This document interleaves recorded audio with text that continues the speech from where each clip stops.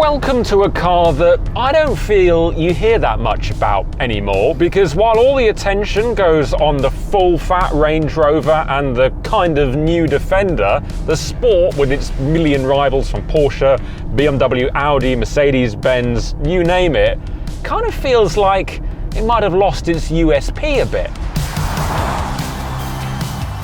Sounds harsh, but is it really the case? I mean, what can the Range Rover Sport offer in 2024 that you can't find anywhere else?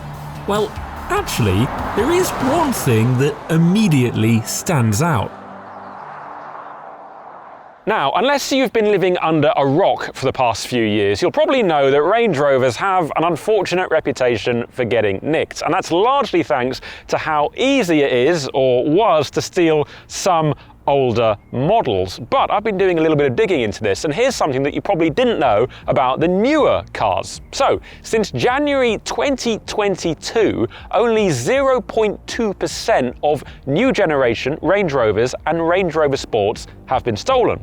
Also, when it comes to all generations of Range Rover Sport, there was a 30% reduction in thefts from 2022 to 2023, and that's largely thanks to the security updates that have been rolled out by Jaguar Land Rover. So, if you're buying one new, you should be absolutely fine, no issues at all, and if you're buying an older Range Rover or Range Rover Sport, then just make sure that it's got the latest generation of security updates on it, and it should be perfectly fine. Your car won't get nicked. So, it seems like the security situation has improved significantly. Although, if you are a capable car thief that disagrees, then please do get in touch using the comments section below, and feel free to tell us that we're wrong. For now though, I want to talk about air. To be more specific, I'm referring to the air in the Range Rover Sport's standard air suspension, because it seems to be doing its job very well indeed. Even with these 22-inch SV bespoke alloy wheels, the bumps just kind of melt away. There's really nothing going on underneath. It irons them out so well.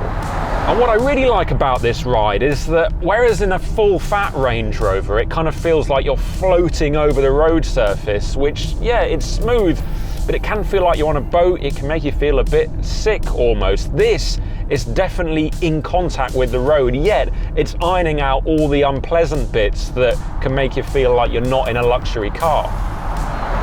Even if you run through a pothole, which typically air suspension can struggle with, this thing doesn't. It just takes it in its stride and it keeps you nice and isolated from it. I am super impressed with how comfortable this thing is. I mean, really. What's more, it's incredibly quiet in the Range Rover Sport. Wind and tyre noise are minimal, and the days of rattly diesels are long gone. As a result, this really is a super relaxing place to spend time in, and that's before we even get on to the cabin design. Climb in, and you really do climb into this car, and it smells very strongly of Windsor leather. And then you've also got the light cloud and ebony trim with brushed aluminium finisher. It's very nice indeed, and it really feels like a proper Range Rover in here. There are a couple of areas where I think the quality could be a bit better. I mean, the switches down here, when you press them, they're not quite as satisfying as you might expect, but otherwise, it's such a lovely place to sit. The Pivi Pro infotainment system with the 13.1-inch touchscreen is arguably the best on the market, thanks to its responsive screen, clear menus, and the wide range of functionality. Plus, and I haven't seen this on any other car, the system recognises when you're using CarPlay's mapping apps, and it then dedicates the sat-nav shortcut to it. It's a small detail, but it really helps.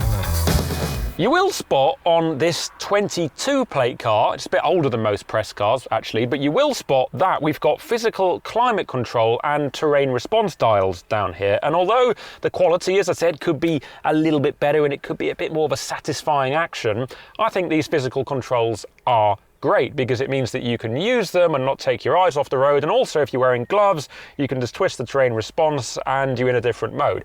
Really, really good. However, if you were to buy, say, a 2024 plate version of this car, all of this has been taken away and the functionality has been put in the touchscreen. Now, I said that the functionality of the touchscreen is really, really good. It is, it's excellent, but I can't help but feel that on a Range Rover especially, you need physical controls. I think that really adds to it. It makes it feel more special. But yeah, they've been taken away. So you've actually got a situation where this car, which is a couple of years old, I think has a better cabin than the newer versions. I mean, is that just me? Do you think the climate controls and the terrain response should be physical, or does it not matter at all? Let me know in the comments section below. All-round space in the Range Rover Sport is excellent, but if you're very tall, you will notice that the lower roofline robs a little bit of headroom from the full-sized Range Rover. Rear seat passengers do get reclining backrests and seat heating as standard, plus they can be power folded in a 40-60 split at the touch of a button. Meanwhile, the boot is cavernous and you get an electric tailgate and air suspension that allows the car to drop down a few centimetres for loading heavy items. Oh, and unlike some cars, luggage space isn't affected if you get the plug-in hybrid version. Today though, we've got the good old-fashioned diesel. Although I say old-fashioned, doesn't really feel it.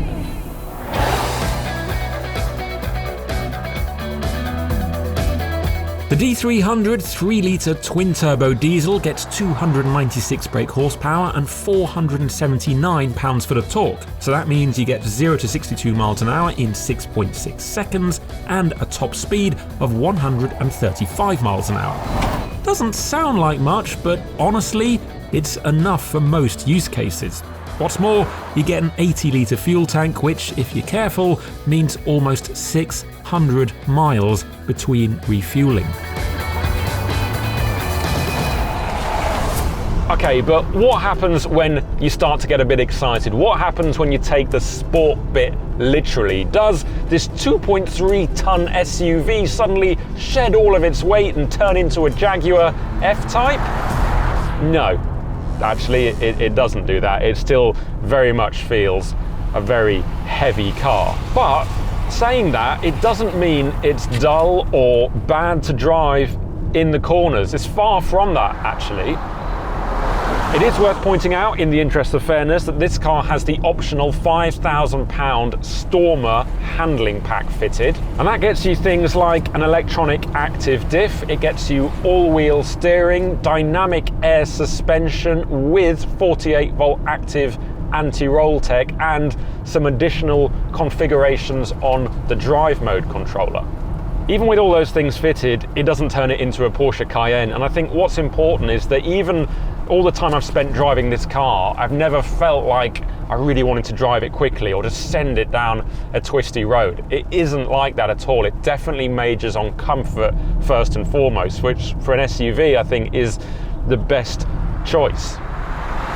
That said, if you do end up finding a twisty road and you do want to attack it with some vigor because you're in a hurry or for whatever reason, it's very, very tidy, it's very satisfying to drive, and while it's not the last word in sharpness or feel or sportiness, I mean, the steering kind of leaves you guessing what's going on at the front end a bit, it's perfectly capable and competent, which I fully understand sounds boring when it comes to a car that has sport in the name, but actually, I think this balance is absolutely perfect, because I think what you don't want with a car like this is something that compromises comfort, which you're going to need 99% of the time, for that sportiness when you want it for 1% of the time. That doesn't make sense in an SUV like this. I'm not going to lie to you and say that this car will put a smile on your face, but it will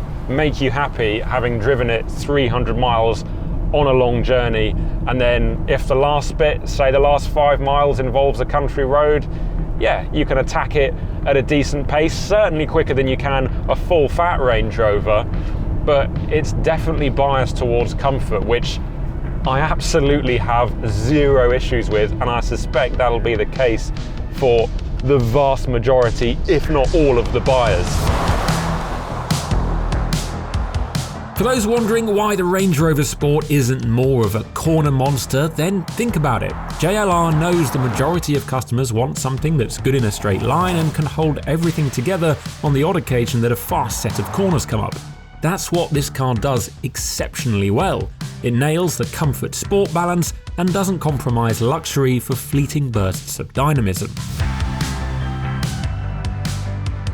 And it's the same story with off-roading. Most Range Rover Sport customers won't take it anywhere near its limits off the beaten track, yet it's nice to know that it can still do it.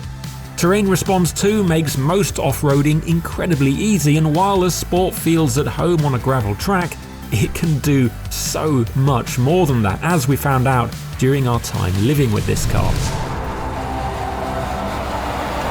So, what have we learned about the Range Rover Sport? Well, it's harder to steal than it was before. It's extremely comfortable. It's better off-road than it'll probably ever need to be. The infotainment system is very good, and while it's not actually that sporty, it's definitely sportier than a regular Range Rover. So, in short, it's just an extremely nice place to spend a lot of time in, which surely is the whole point of a car like this. But would you buy this or an X5 or a Cayenne, a QA or any of its other direct rivals? Let us know in the comments, and if you want to know what it's like to live with this very car, then check out the latest issues of Car Magazine, where you can read all about it in our long-term reports.